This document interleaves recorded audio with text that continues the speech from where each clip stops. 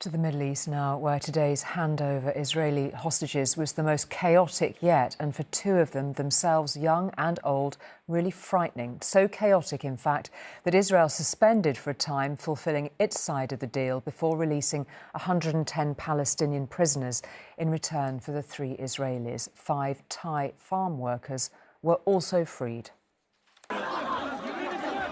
For a time today, this young Israeli woman must have wondered if she would live to see tomorrow. Arbel Yehoud's release from captivity in Khan Yunis, southern Gaza, was chaotic and unseemly.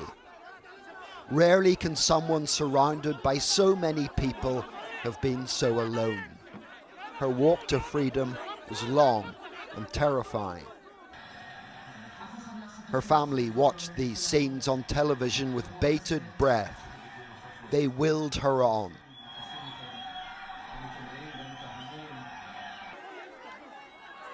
Arbel kept going, shielded and urged forward by her captors from Palestinian Islamic Jihad. Eventually, the safe hands of the Red Cross were in sight and the handover happened, but it had the look of a close-run thing. One of the Red Cross personnel then went into the crowd to try to ease the passage of a second Israeli hostage called Gadi Moses.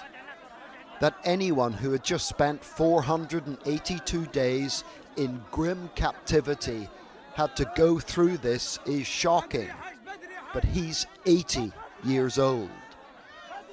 The Israeli Prime Minister has called these scenes additional proof of inconceivable brutality. While 5 Thai farm workers were also released today, they weren't part of any trade-off. What's left of the Jabalia refugee camp in northern Gaza was the scene of the release of the other Israeli hostage today.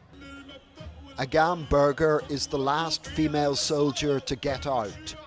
Like her 4 colleagues released at the weekend, she was also dressed in a fake uniform. And again, Hamas went through the obscene charade of phony formalities. But soon, she could stop acting.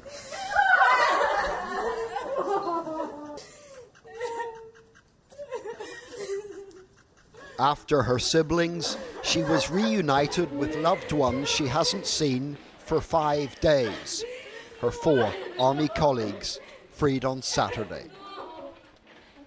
In return for the hostages, the Israelis have released 110 Palestinian prisoners, many of whom would be reunited with their relatives after they were bussed away from a jail on the West Bank this evening.